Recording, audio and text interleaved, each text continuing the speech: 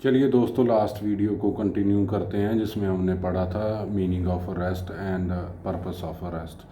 आज के हम इस वीडियो का टॉपिक है कि डिसीज़न टू मेक अरेस्ट कैसे किया जाता है। किसी पर्सन को पकड़ने का, अरेस्ट करने का जो डिसीज़न है वो किस प्रकार लिया जाता है। तो उससे पहले हम दोस्तों फिर थोड़ा सा रिवाइज कर लेते हैं। मीनिंग ऑफ अरेस्ट क्या है? मीनिंग ऑफ अरेस्ट है किसी पर्सन की apprehension bye legal authority resulting in deprivation of his personal liberty. जिसका मतलब क्या हुआ? इसका मतलब हुआ कि किसी पर्सन का अरेस्ट कर लेना और उसकी पर्सनल लिबर्टी को ख़त्म कर देना उस हद तक कि जहाँ उसके पास कोई भी फ्रीडम ना बचे बाय लीगल अथॉरिटी।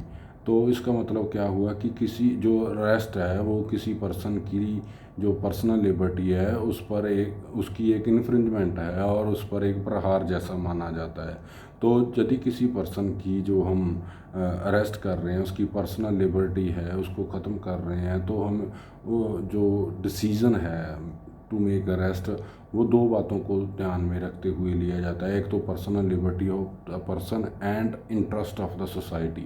इन दोनों बातों को ध्यान में रखा जाता है कि उस पर्सन की जो पर्सनल लिबर्टी है कि उसको इंटरेस्ट ऑफ सोसाइटी के लिए इन्फ्रिंज करना कितना ज़रूरी है।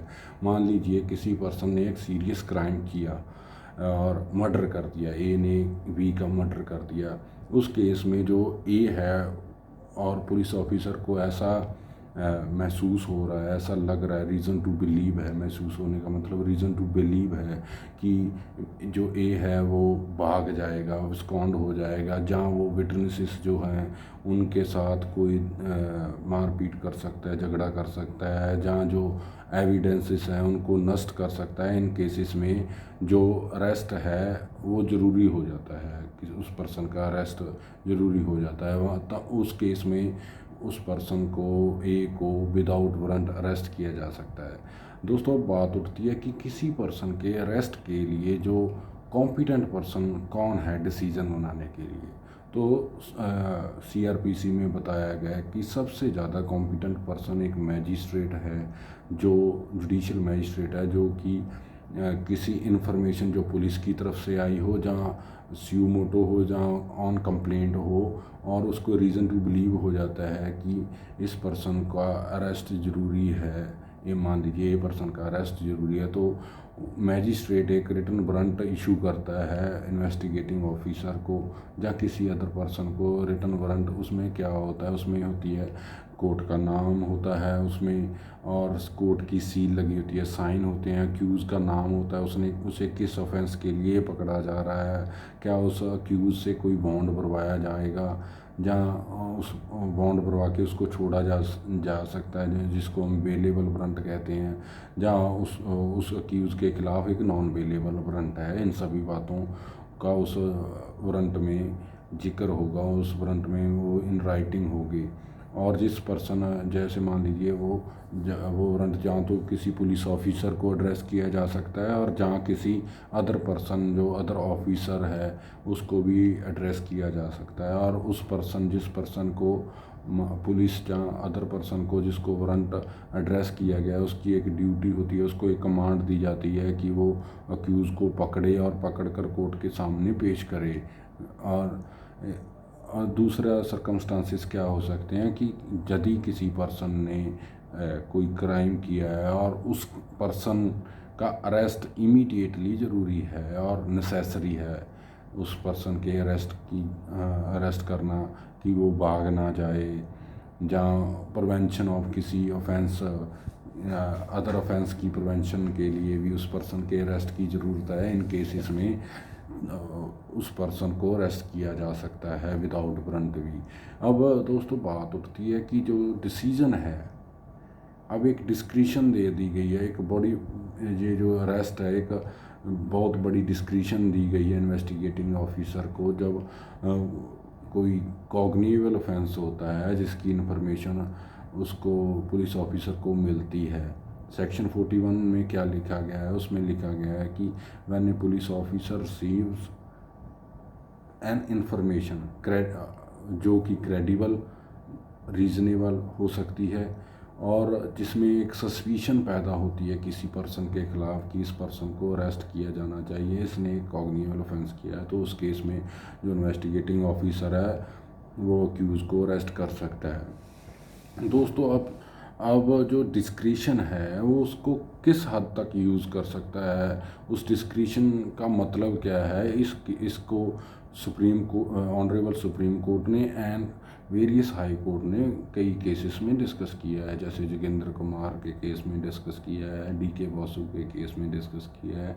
दोस्तों, जो दिल्ली हाई कोर्ट है उन्होंने एक विनय जैकब वर्सेस CBI 1993 के केस में बताया था कि इस डिस्क्रिशन का मतलब क्या है। उन्होंने बताया था कि जो डिस्क्रिशन है इसमें ऑनरेबल हाई कोर्ट ने हेल्ड किया था, Delhi high court opinion that in a country governed by a rule of law the discretion of investigating agency does not mean whim fancy or wholly arbitrary exercise of discretion.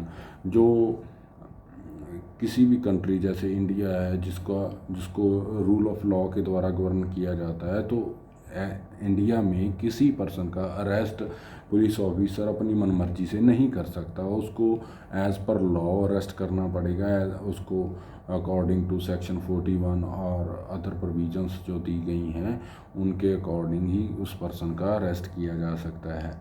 आगे के video में हम पढ़ेंगे how arrest can be made, किसी person का arrest कैसे किया जाता है। नेक्स्ट वीडियो में हम डिस्कस करेंगे। इस वीडियो में हम सिर्फ डिसीजन टू मेक अरेस्ट तक ही डिस्कस करेंगे।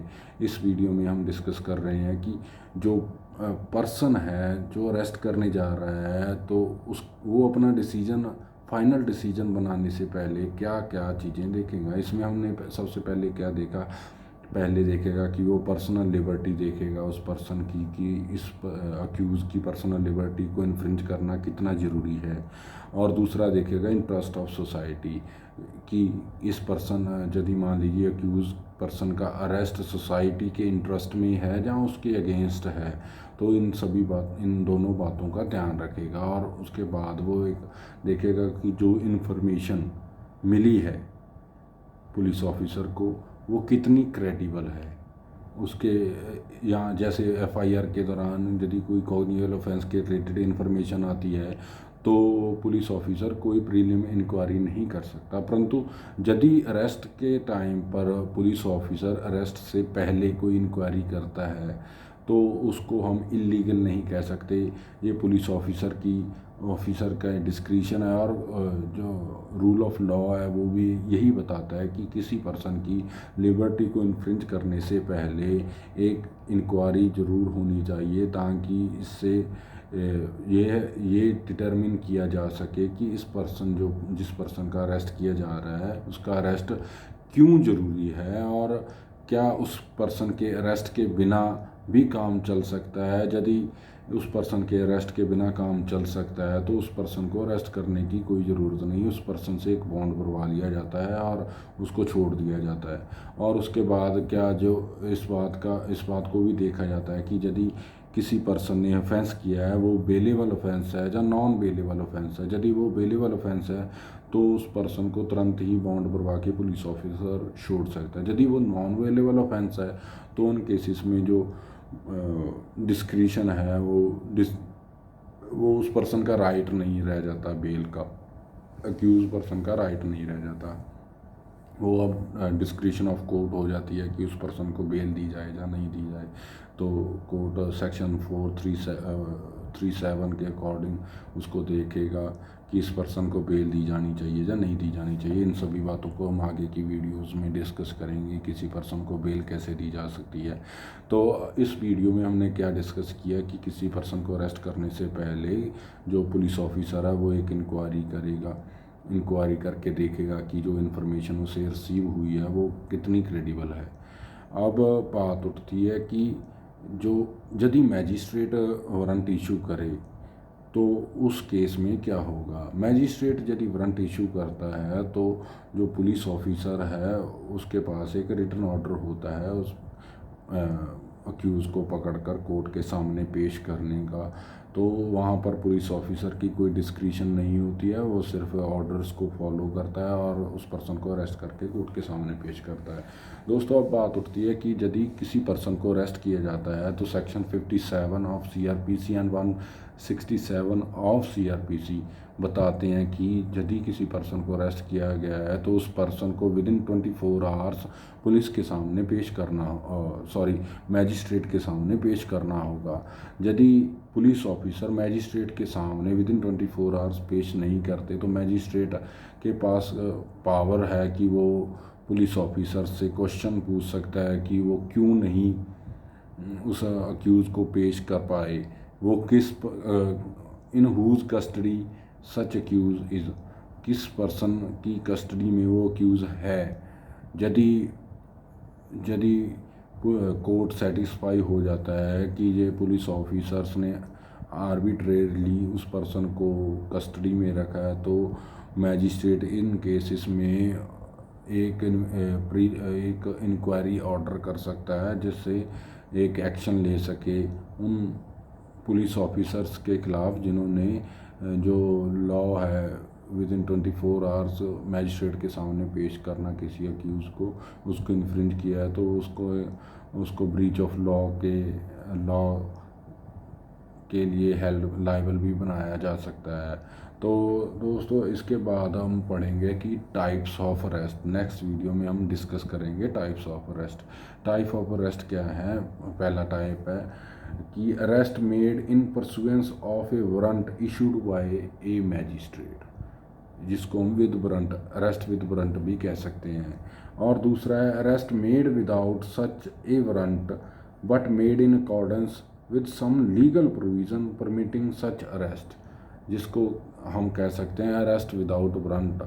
और नेक्स्ट वीडियो में हम डिस्कस करेंगे किसी पर्सन का अरेस्ट विद वारंट कैसे किया जा सकता है और विदाउट वारंट कब कब अरेस्ट किया जा सकता है। इन सभी बातों को हम नेक्स्ट वीडियो में डिस्कस करेंगे। तो इसी के साथ आज का हमारा ये वीडियो ख़त्म हुआ। और यदि आपको अरेस्ट का मीनिंग एंड पर्पसेस जानना है तो पिछले वीडियो अरेस्ट पार्ट 1 को आप ज़रूर देखें। और इसके बाद हम अरेस्ट पार्ट 3 लेकर आए हैं जिसमें how arrest with warrant and arrest without warrant discuss करेंगे। उसके बाद नेक्स्ट वीडियो में हम डिस्कस करेंगे how arrest can be made. और इस प्रकार से हम अरेस्ट के टॉपिक को स्टेप बाय स्टेप पूरा करेंगे। इसमें हम सभी बातों को डिस्कस करने की पूरी कोशिश करेंगे। Thank you. और यदि ये वीडियो आपको पसंद आया तो कृपया लाइक करें और कमेंट ज़रूर करें। Please subscribe. हमारा ये एक छोटा सा इनिशिएटिव है जिसमें हम सभी को फ्री लीगल एजुकेशन देने की एक कोशिश कर रहे हैं, तो आपका एक सब्सक्राइब हमें सपोर्ट कर सकता है। Thank you.